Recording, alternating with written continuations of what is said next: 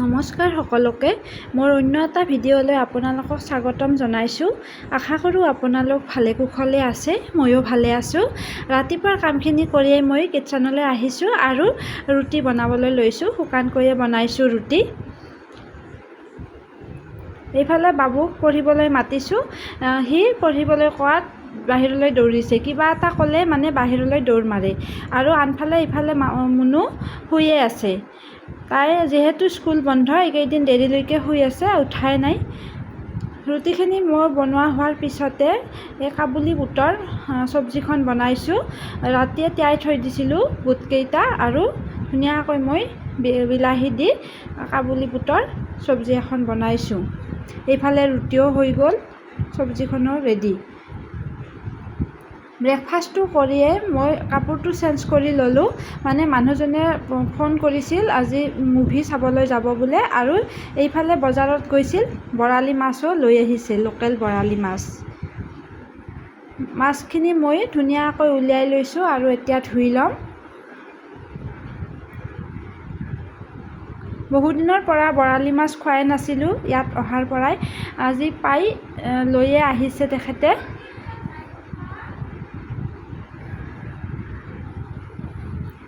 মাছখিনি মই এতিয়া ধুনীয়াকৈ ধুই লৈছোঁ।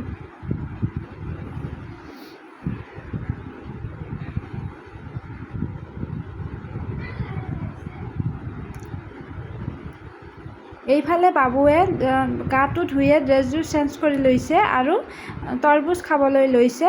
আৰু মুনুৱে কান্দি আছে, তাইৰ ভাগত মুনু তৰবুজ কমকৈ পৰিলে, বাবুৱে বেছিকৈ খালে, সেইকাৰণে তাই কান্দি আছে। মাছখিনি ধুই মই ধুনীয়াকৈ নিমখ হালধি সানি ল'লোঁ আৰু এতিয়া ফ্ৰাই কৰিবলৈ লৈছোঁ। ইমান দূৰৰ পৰা মই ফ্ৰাই কৰি আছোঁ, ইমান ফুটিছে মাছখিনি। বৰালি মাছ এনেও ফুটে, তেল গাত পৰিব বুলি মই দূৰৰ পৰা ভয়কৈ ফ্ৰাই কৰি আছোঁ।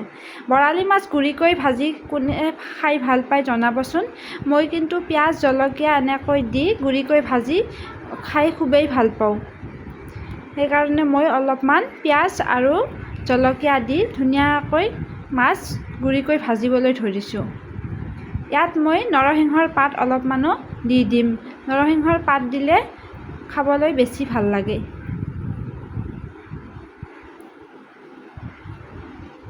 সৰুতে খাইছিলোঁ, আমাৰ মাহঁতে এনেকৈ গুৰিকৈ ভাজি দিছিল আৰু মই এতিয়াও খুবেই ভাল পাওঁ খাই। সেইকাৰণে মই মাছ আনিলে বেছিভাগ মই গুৰিকৈ ভাজোৱেই।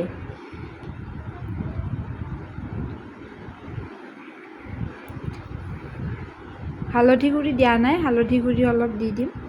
এতিয়া মই এখন সেই কেৰাহীখনতে তেল দিছোঁ আৰু জিৰা দিছোঁ, গোটা জিৰা, আৰু এটা পিঁয়াজ কাটি লৈছিলোঁ মিহিকৈ, সেই পিঁয়াজখিনি দি লৈছোঁ। আজি মই ভাবিছোঁ বৰালি মাছৰ লগত নাৰিকলৰ আঞ্জা বনাম। আপোনালোকে তেনেকৈ বনাই খায়নে জনাবচোন। দুটা কেঁচা জলকীয়া দিছোঁ আৰু আদা নহৰুৰ পেষ্ট এচামুচমান দি এইখিনি মই ধুনীয়াকৈ ভাজি লৈছোঁ ৰঙা হোৱালৈকে।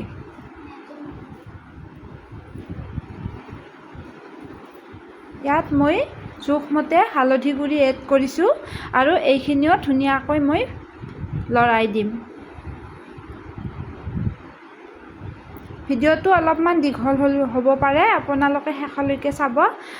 বিলাহী এটা পেষ্ট বনাই লৈছিলোঁ, বিলাহীখিনিও মই ইয়াত দিছোঁ আৰু এইখিনি কেঁচা গোন্ধটো যোৱালৈকে মই ভাজি থাকিম।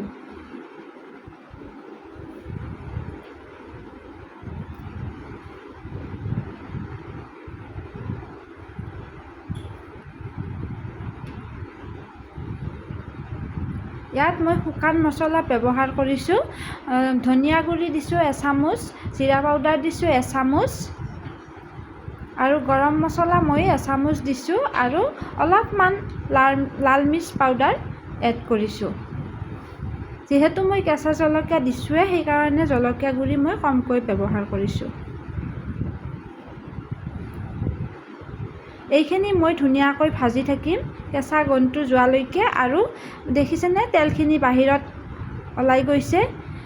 আৰু এতিয়া মই মিক্সিতে পিচি লৈছিলোঁ নাৰিকল, সেই পেষ্টখিনিও মই ইয়াত দি দিছোঁ আৰু ধুনীয়াকৈ লৰাই আছোঁ।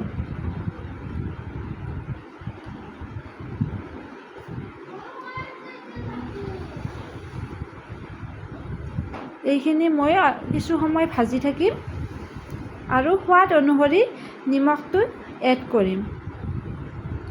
এতিয়া মই নিমখখিনি দি কিছু সময়ৰ কাৰণে ভাজি থাকিম।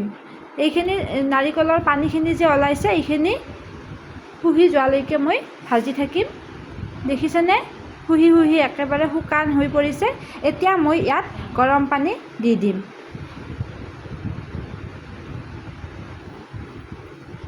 গৰম পানী দি দিলোঁ। আঞ্জাখন উতলিবলৈ দিছোঁ। আঞ্জাখন অলপমান উতলিলে ইয়াত মই মাছ কেইপিচ দি দিম। এতিয়া মই মাছ দি দিছোঁ।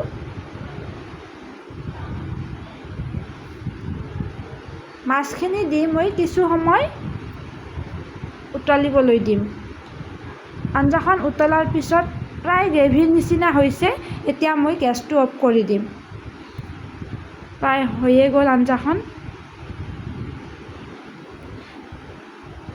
দুপৰীয়াৰ ভাতখিনি খাই আমি ফিল্ম চাবলৈ বুলি আহিছোঁ। ধুৰন্ধৰ 2 ফিল্মখন খুবেই ভাল, আপোনালোকেও চাব।